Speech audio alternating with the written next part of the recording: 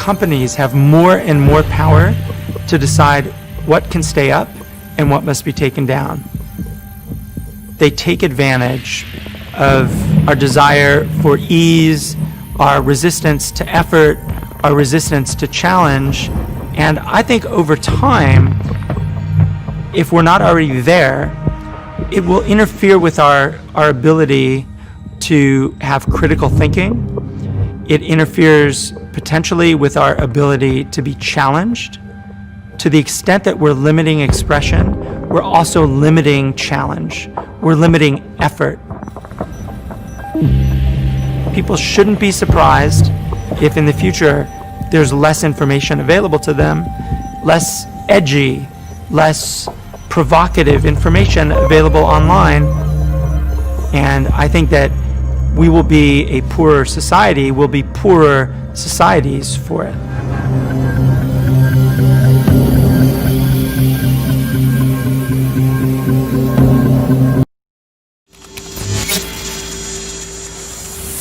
We stand for connecting every person, for a global community, for giving everyone in the world the power to share anything they want with anyone. There are now 3 billion people around the world connected via social media. The first stage is to get people addicted to technology to the point where, at the most extreme, they'll get up in the dead of night and they'll queue, stand in line outside an Apple store to get the first of the new technology. And what they want eventually, and not too distant into the future, is people basically lining up to be connected to AI. In the same way that people in Sweden now are having parties to celebrate someone being microchipped, right? This is all this connects. So the next stage, because the idea is to get in the body, the next stage is to get on the body. So we went from just holdables, we went to wearables, we went to Bluetooth and Google Glass and Apple Watches and all these other gadgets that go on the body now. Even what they call electronic tattoos that are basically microchips on the skin. Controversial commentator Katie Hopkins has been permanently banned from Twitter after breaking the site's hateful conduct policy. Hopkins was suspended for a week in January this year after a series of hateful tweets. The 45-year-old has more than 1 million followers and has tweeted in support of far-right figures such as the English Defence League. Twitter has not confirmed what tweets were responsible for the permanent ban. But what we're talking about here, Manila and Ben, are statements that might be hateful or incorrect or spiteful or injurious to the soul. I've never heard anything like this in my life. Isn't that the whole purpose of what free speech is about? The marketplace of free ideas? So this has no place in the world of law in terms of what they want to ban. Facebook, which has 2.6 billion users, brought in nearly $70 billion in advertising revenue last year. The civil rights organizations are counting on major brands to join the temporary boycott to force sweeping changes, including that Facebook stop generating ad revenue from misinformation and harmful content, automatically remove all ads labeled as misinformation or hateful, and automatically flag any extremist content in private groups for human moderators to review. Our task is to monitor and moderate the user-based content. I help people. I stop the spreading of child exploitation. I have to identify terrorism, have to stop the cyberbullying. Algorithms can't do what we do. You start with the question, what's the vision for what should be on your platform? What isn't appropriate? What don't you want in your community? And there are choices in that, right? Like there is a choice to say, I'm going to not let anything go up before I review it. That's a choice. Or I'm going to permit most things and only review the things that are complained about. That's also a choice. When your value is around allowing more expression, allowing this sort of democratized platform to really live, then I think you go with the more liberal policies.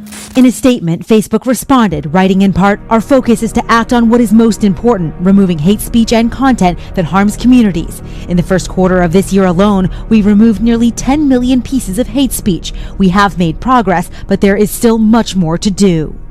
Why do a pause of advertising? Why not just walk away from Facebook advertising? But Google, not being a public good or utility, doesn't that give them the right to allow whomever they want to be able to earn money through their platform, the thumbs up or thumbs down?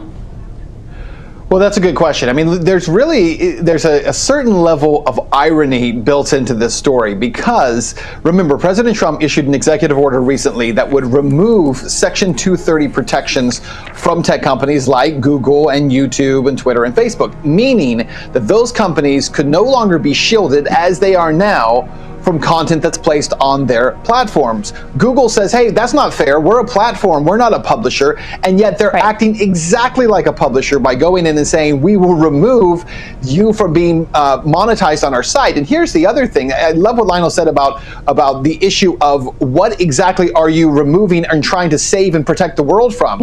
Are you saying that websites cannot have readers and users who have opinions that Google doesn't agree with? And if you do have those viewers and readers, you must prevent them from speaking or commenting on a story in a way that Google doesn't like. That is insane.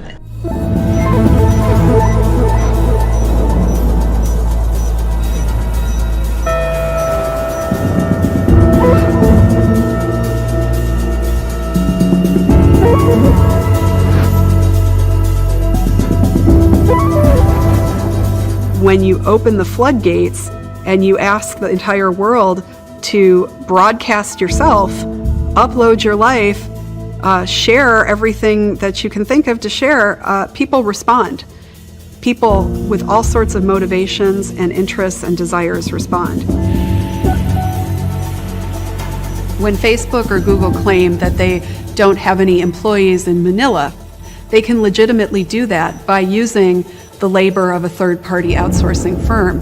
It's true that the paychecks don't come from Google or Facebook. They come from an outsourcing firm based in the Philippines.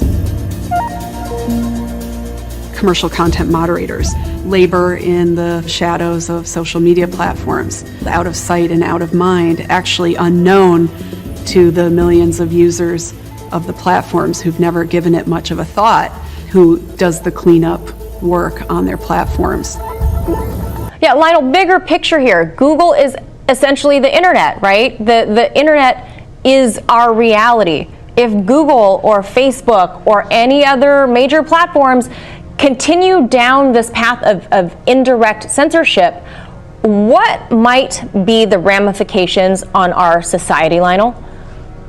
A complete and total shutdown of free speech and the exchange of free speech and ideas. Look, imagine this, Manila and Ben. Let's assume, going back to the days of newspapers, imagine I made this ink and I was an ink company, and this ink that I happen to use was used by 99% of everybody in the newspaper business. But I'm just a private industry. But it just so happens that the thing that I produce is responsible and used by 99% of all people who want to engage in speech.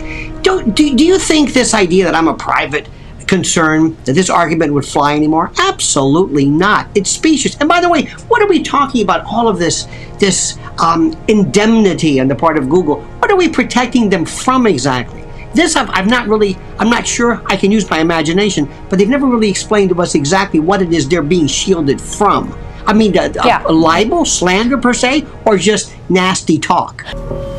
So this is the school, and the airstrike was in the school area, so the neighborhoods around it. Without our work, the armies would have, or the governments would have a straight pass without anybody challenging them. There would be, I think, more civilians getting killed. There would be less closure. Decide how it's run. You're dealing with an addicted generation. This is a big time bomb ticking. This is no accident. Indeed, it is by design. I mean, seriously? It was my mistake. I mean, I think we can all feel it. To try to make these products as addictive as possible. Spike in dopamine.